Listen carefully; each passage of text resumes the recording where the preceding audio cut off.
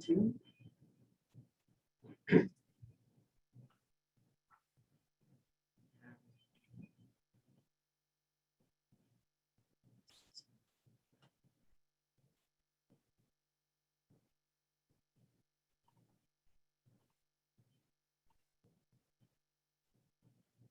Okay.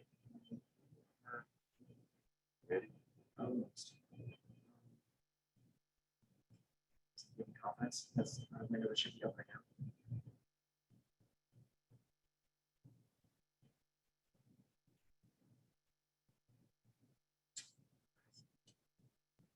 Already signed in. Why is it telling me to sign in here?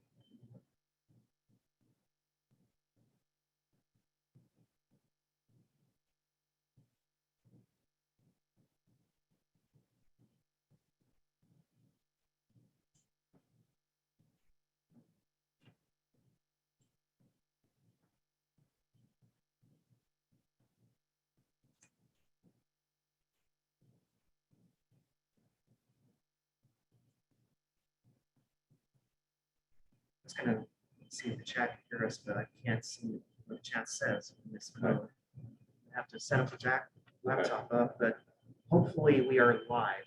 So, All right. Good morning. Welcome to the 2021 Partner Conference. My name is Keith Lavin. I'm with the Transportation Cabinet. I'm in the Division of Planning. I am the Study Bicycle and Pedestrian Coordinator. We've got two presentations today. We've got the ADA implementation plan presented by Karen Mohammadi and Nick Allen. Karen.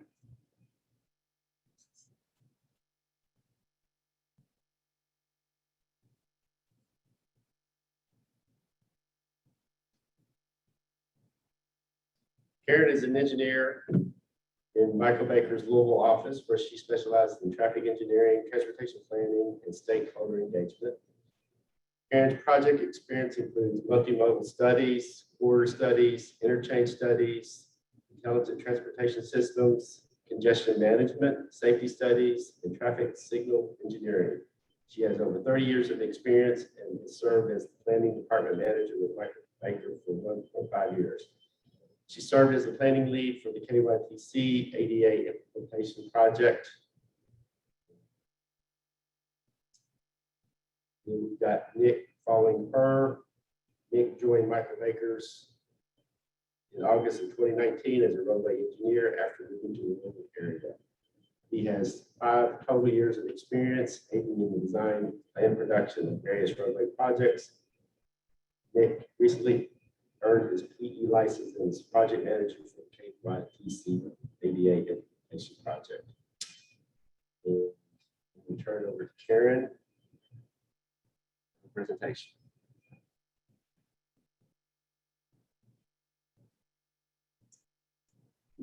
Thank you, Keith. Thank you all for being here.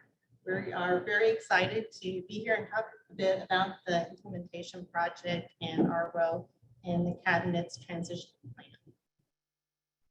Nick and I are here in person, but we have Jeff joining us virtually to answer any questions. Jeff is involved in a lot of the data collection for this project, which I'll be talking about in just a minute.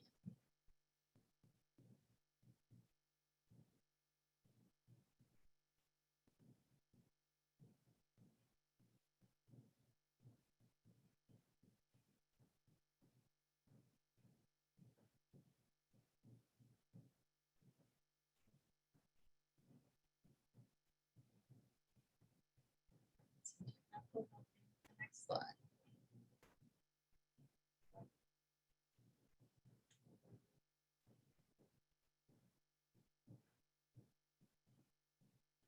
The right arrow should advance. On the keyboard. None of the arrows are working here. Sorry about that.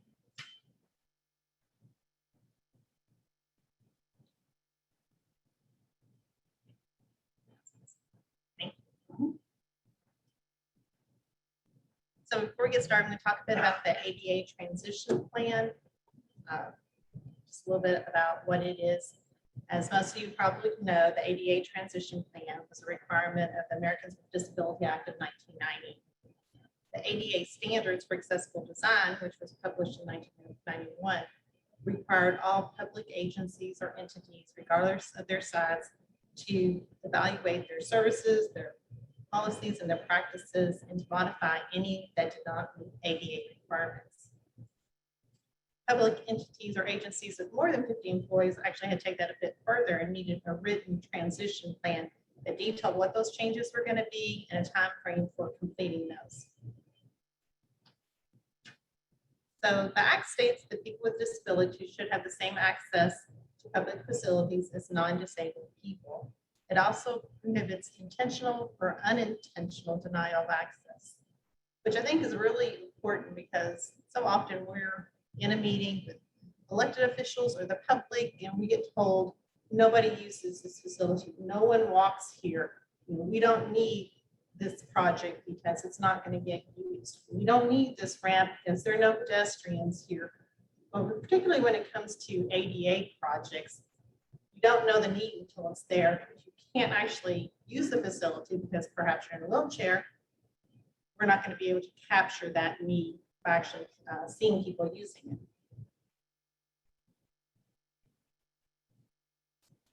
So the ADA Transition Plan addresses 5 areas of public life. And of course, the cabinets really addresses mostly Title II, public services and transportation. This is a copy of the cover page for the cabinet's transition plan. This plan is on the Division of Planning's website. Go there and you scroll down to the bottom, you'll see ADA transition strategies and multiple documents there.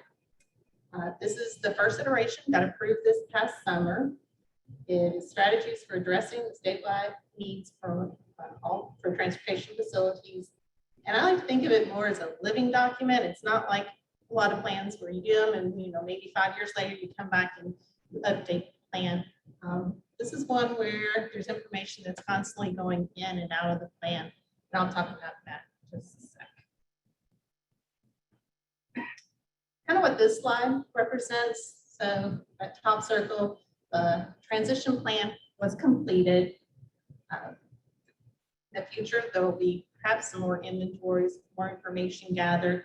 There might be complaints that are received. As a result, the transition plan will be updated again. Take that information, prioritize how are these improvements going to be made.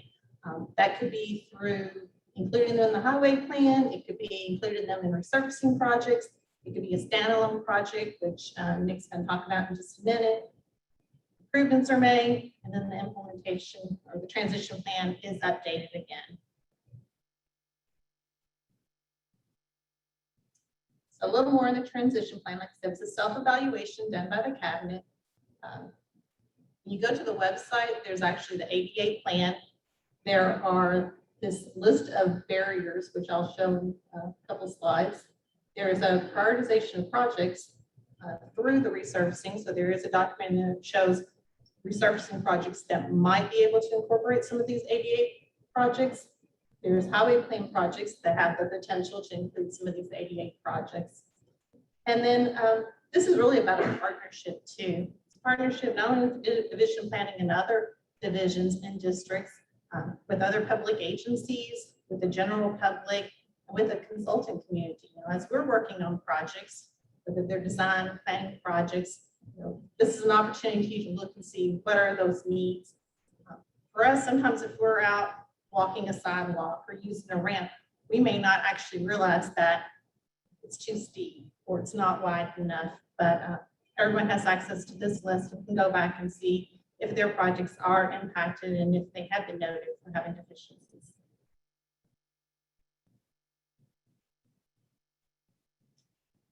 So our partnership with the cabinet began in 2019 when we began work on the statewide ADA accessibility data collection project. Project followed the standard guidelines for evaluating ADA facilities.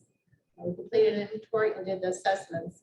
These 2 images, you see the first one, here's a table that shows the county and shows every deficiency by county that we found. This document is one of the documents on the website, and it's about 800 pages long. So quite a few deficiencies found. The map you see here is an interactive map. You can zoom in and see at the intersection level where these locations are. You can tell from here kind of what we expect to see, more red dots in urban areas.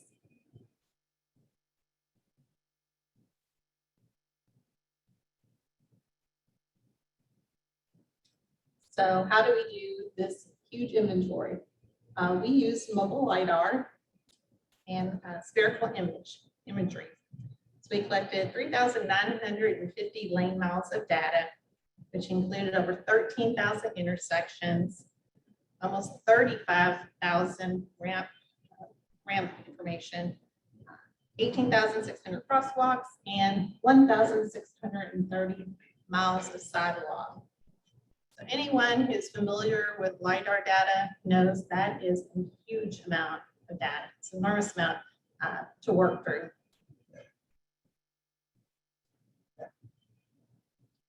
So to get from that LiDAR data to measurements, first thing we did was the 3D feature extraction. So we had technicians who went into this imagery and actually created these 3D polygons that showed each of the features listed here. So they would draw this 3D polygon, for example, for a ramp area. They went through all of our LiDAR, did this so that we could get the information about what's out in these facilities. The next step was a little bit easier. The next step, we used automated measurements to compare the items listed here against the standards or guidelines. So we were able to pull that 3D imagery or 3D polygons and determine all of this information and pull it into a large database. With this database, we can get any of this information for any of the locations across the states. Pretty effective. As you might imagine, we found a lot of areas. This is kind of like the map showed you, slides 5 with the red circles, but this indicates where all those locations were. So along the bottom here are all the counties. I believe every county had some deficiencies. Might be missing one, but I think that's all. The big tall line in the middle, that's Jefferson County. The next two, Kenton, and followed by Fayette. So all those large urban areas had numerous deficiencies. So the big question here is, how do you go from all these deficiencies and figure out how do you prioritize what's most important to fix with the money the cabinet has at hand? And with that, Nick is going to tell us how we do this. Arrow working on the slides.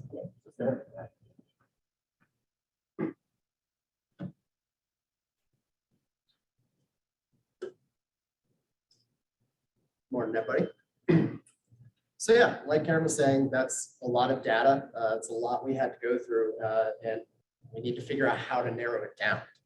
So we took a look at all the barriers that we located in that data collection process. We took a look at our cross slope failures, longitudinal slope failures, detectable warning strips that are missing. So we took a look at all those and summed them all up for every single ramp system, and then include them all into an intersection score. So we scored each intersection based on all the ramps. Everything was weighted the same, all those failures, except for we put a higher weight on any area where there are pedestrian push buttons, existing crosswalks, but no ramps or no way to actually access the push buttons. So we kind of focused on those more than anything else. So once we had those scores made, we figured out which ones were the highest scores. We needed to figure out which ones were the most important. So we made a list of our high priority areas. Now we gathered data from locations of, you can see the buildings there, like hospitals, libraries, anywhere where there's going to be a lot of access, a lot of pedestrians coming through, and people need to be able to get around there. And then the most important thing we looked at were economic opportunity zones. Now, what those are is they were established in 2017. They were part of the federal Tax Cuts and Jobs Act. Each state was able to nominate certain census tracts that were considered low income or distressed communities. And so that way, any private investments that went to those specific areas, those specific zones, were actually given tax incentives so that the economy could grow, which would lead to more pedestrians needing to access the area. So we really took a look at that as our first priority. The last thing we looked at was our speed data. We were able to get speed data for average speeds and posted speeds. Whatever was higher of those two, we split them up between above 35 miles per hour and below. What that led to was 8 different levels of prioritization. First level being within those opportunity zones, within a mile buffer from any of those buildings, and above 35. Then we stepped down priority 2 in the opportunity zone within a mile buffer below 35, and so on and so forth until we ended up with 8 different categories to look at. Now, it will be noted that for this round of design packages, we are not taking into effect pedestrian crash data, but we did receive that. And so that would be something to look at for any future design packages. That's something really important that we'd like to take a look at and include, because obviously if it's unsafe, that's a big deal. We want to add something in there to make it safer for pedestrians. So that left us with this heat map. So these are just all those prioritized zones. We added them all up, put them into a map, and we're able to see which locations actually had the most need. You can see there are spots all over the state. Not as much in West. You can see it down in Paducah. There's some there, but our biggest zones we identified were in Frankfurt, and then we looked into District 10. We really wanted to look at one kind of more rural location and one urban location. So we really honed in on Districts 5 and 10. And so that's kind of where we left with this. So the next step was to actually look at each individual location and see if we're able to do anything at this point. So we categorized each location based on, these categories are based on the Illinois Department of Transportation's systems. And essentially category 1 were any locations that we could easily address any minor deficiencies without getting into buying up right away, utility coordination, anything of that nature. Then categories 2 and 3 start increasing that, buying up easement, buying right away, linear excavation. So for this first round, we really focused on category 1, anything that was easily addressed.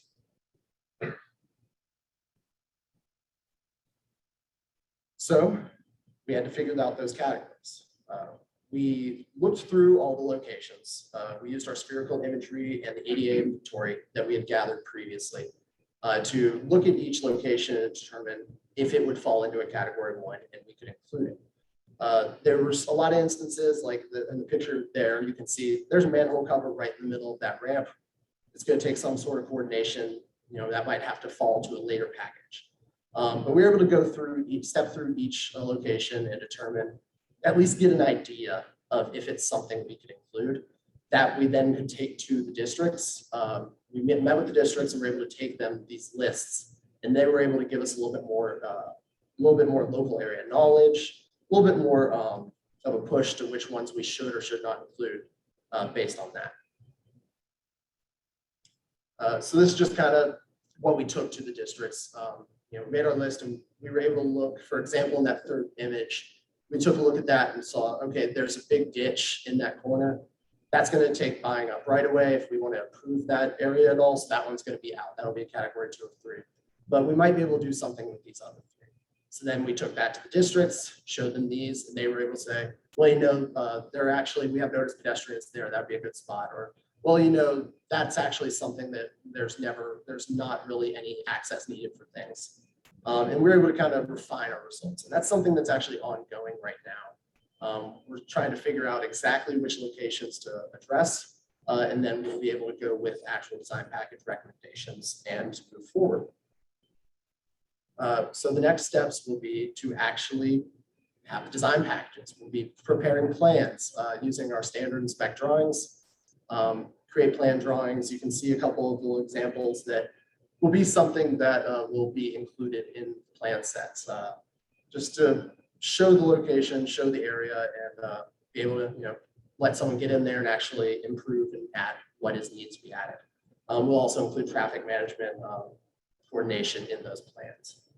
So with this, we're planning to get these out by later this year, and hopefully plan to let these later this year. The cabinet's got almost $4 million to put towards this, and so towards this phase. So with these two design packages, there's probably going to be more design packages we'd like to include later, just to continue to help fix the problem. So ideally there would be more after these initial two, but for now we are focusing on the ones we've honed in on. We're figuring out which specific recommendations we're making, and then we'll be moving forward with project or plan development. I believe we'll do questions overall later.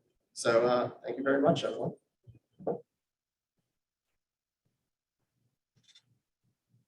We're going to hold questions to after this presentation. Our next one is going to be Mike Sewell with Empathic analysis. And Mike is the owner of Gresham Smith, a full-service architectural and engineering firm where he has served as a senior strategist for their Studio X incubator. Mike brings more than 20 years of experience in the planning, design, and implementation of infrastructure projects. His work in advocacy led him to be invited to testify in front of Congress in the spring of 2019, where he served on a panel as a bicycle and pedestrian planning subject matter expert. This effort has also further tied him to helping to direct through written correspondence the upcoming transportation bills, which will have a renewed focus on safety for active transportation users. He has also co-authored the widely used National Cooperation Highway Research Program, NCHRP 880, which focuses on providing the appropriate balance of service and safety for all users. His recent work on the Empathic data analysis platform focused on user experience with Architect Magazine's 2020 RE Award. See that one?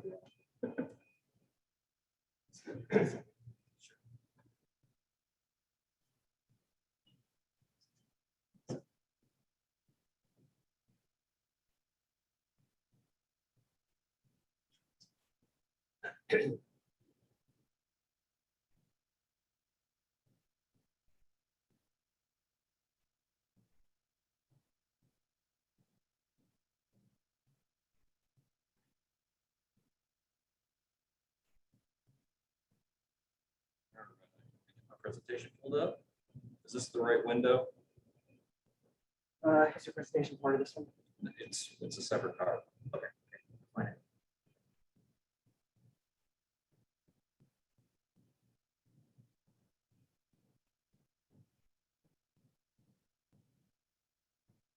Is it this meeting?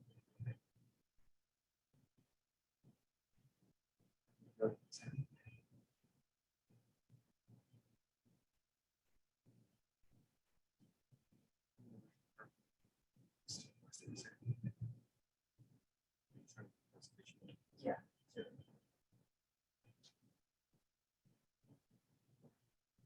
Sharing the screen.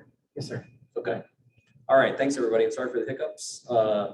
So thank you all for joining. We have a massive crowd here that I know cannot wait to talk about empathic analytics. This is a platform that I actually thought of while taking a bike trip across the Netherlands when I was encountering all kinds of different multimodal facilities, and it just felt right. It felt like it was built for me as a user. So it got me thinking, is there a way to quantify this feeling and apply it to how we approach engineering projects here stateside? As Keith mentioned, it just recently won Architect Magazine R&D Award last year, and it's nominated for 2 other awards this year, Fast Company and the Geospatial World Forum, which I'm actually speaking at in the Netherlands this fall. It is also patent pending, so if you want to use this on a program or a project, please reach out to me. We're always looking for partners, and also it's good to just continue to develop it and put it on projects. But its basis is really digging into what users in their context can tell us.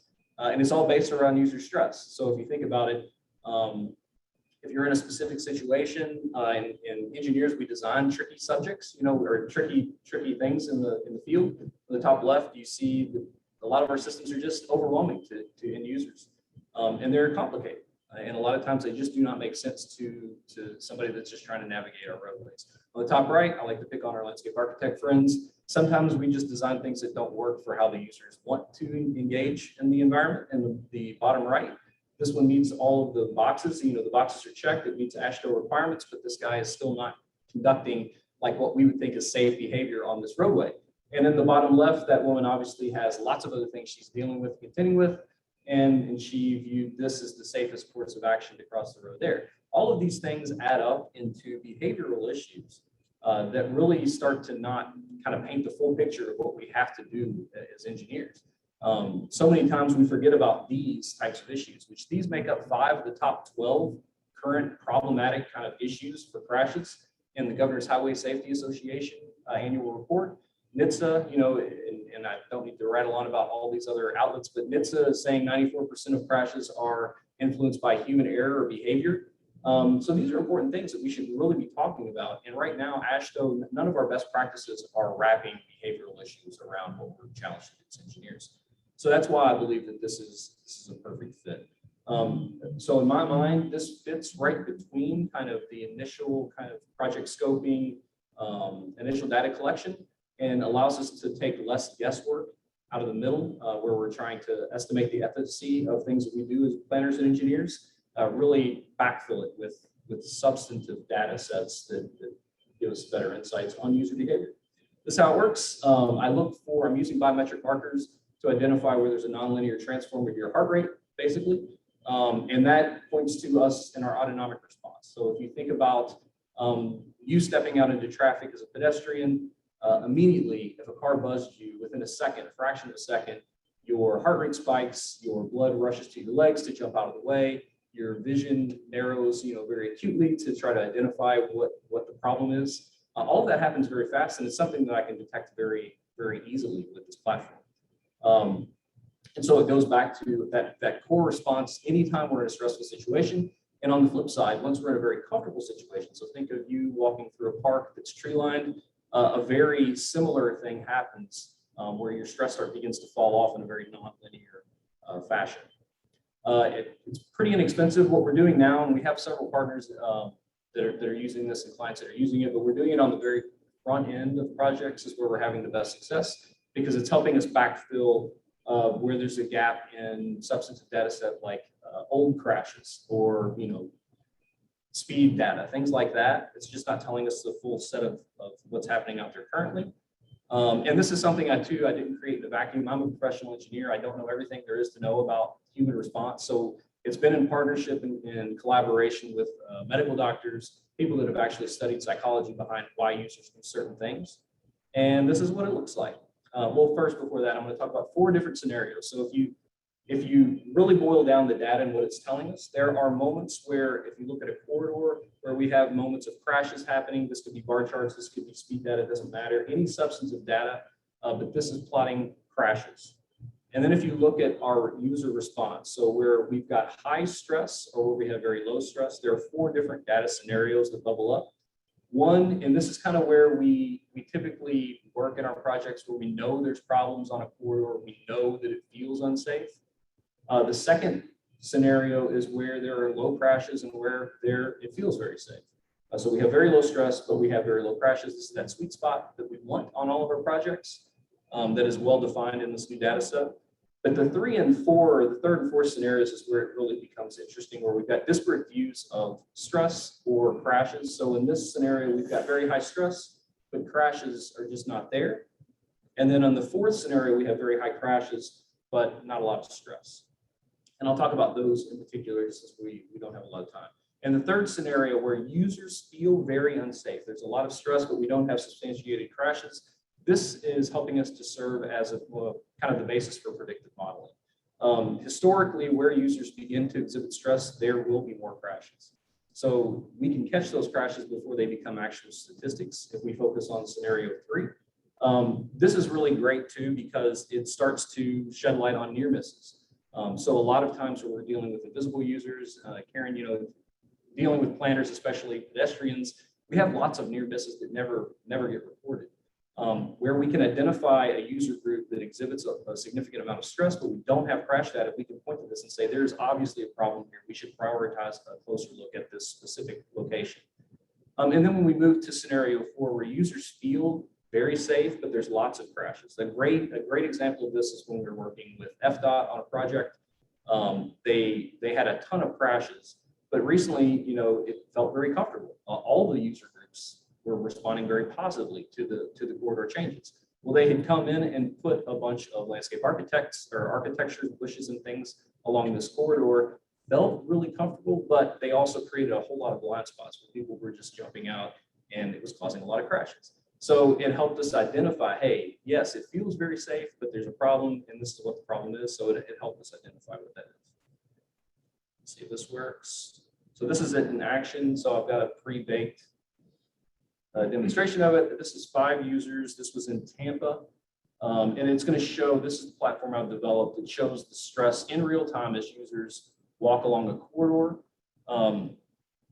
which is really neat. And in and of itself, it's neat to see user stress, plotted. But unless we have that substantive data overlaid on top of it, it's really not going to serve us as much as we need to in a planning document. But you can show it in multiple different ways. So this is the average of all user stresses across this entire project.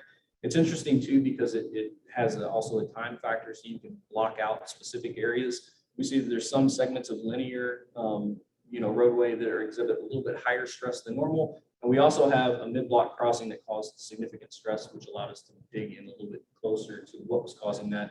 Another cool thing is we can also look at dwell times. So where we have users that are spending an inordinate amount of time in specific locations, it causes that stress to compound. So now we can really target those for potential signal timing issues or things like that to help optimize the capacity for specific user groups and alleviate stress. And that's what we really want. We want no stress on our corridors, because if we can eliminate any amount of stress, it's good for our end users, because it allows them to focus on what they should be doing, paying attention to the roadway, paying attention to the other users, and getting to their destination safely.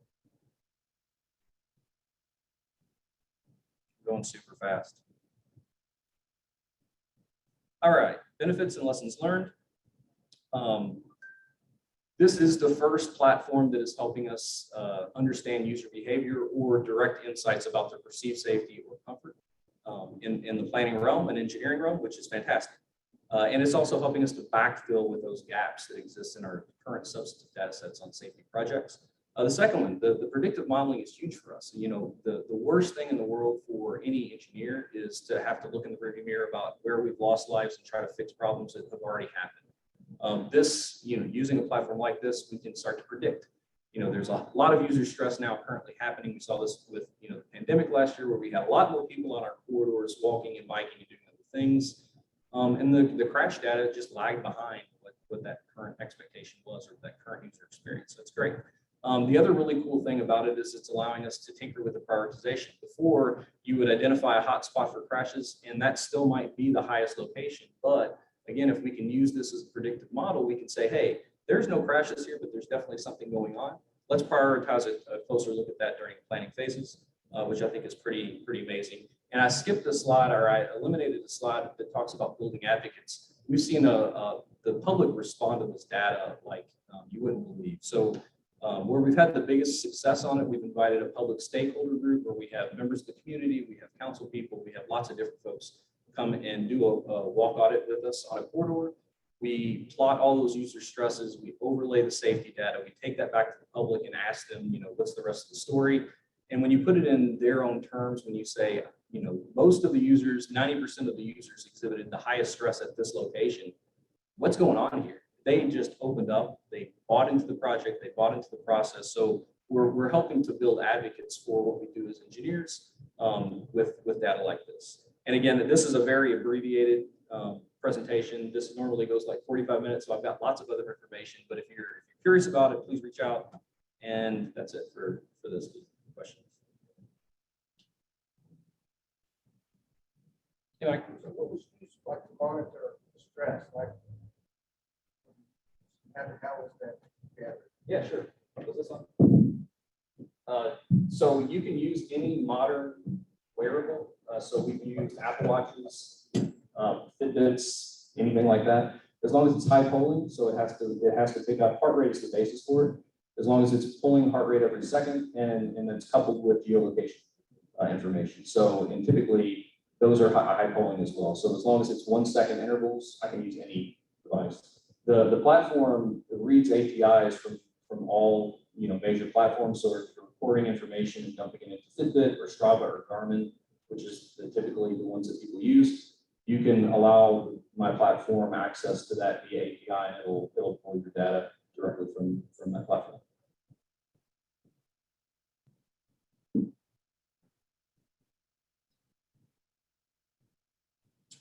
Is there a question for the first speakers?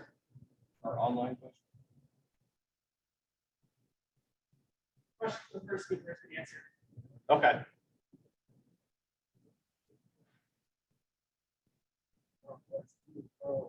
So for these analyses, was it, I think you said that you just like invited public forum essentially, and then just went on about it? Was it just like a pre-planned like route, or is there any kind of plan to essentially just like send people on their way and then have them send data back? Yeah. So the question is, how pre-baked is our walk audit? Do we have a very defined route? And we do have a very defined user group. Most of our clients say that that's the best way to go, just for equity issues. Not everyone is going to be able to afford a Fitbit or a Garmin or a modern wearable. So we found the best way is to invite specific users, hand them a device, record it, and pull it back. We do have a current partnership that we're working on with Vanderbilt University that will be area-wide, so it will be open source to all students. That we draw a geofence. So the current of my platform, you can geofence around it. You can opt in to a project and share your biometric data with me and location data, and it'll do the analysis. But there's equity issues associated with it. So yeah, the best results we've seen on specific linear transportation projects is pre-baked, defined limits, as well as user groups.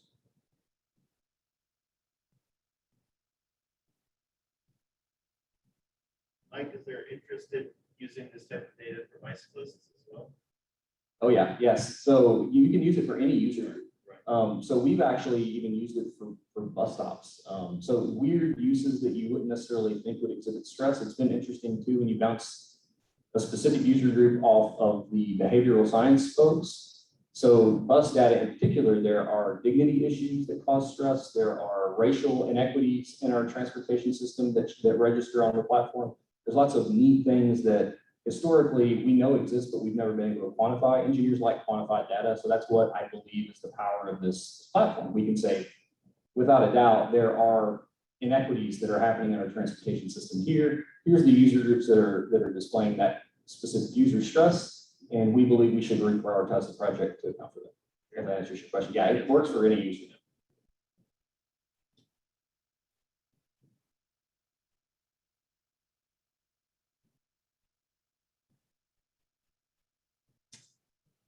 Any other questions? All right, thank you.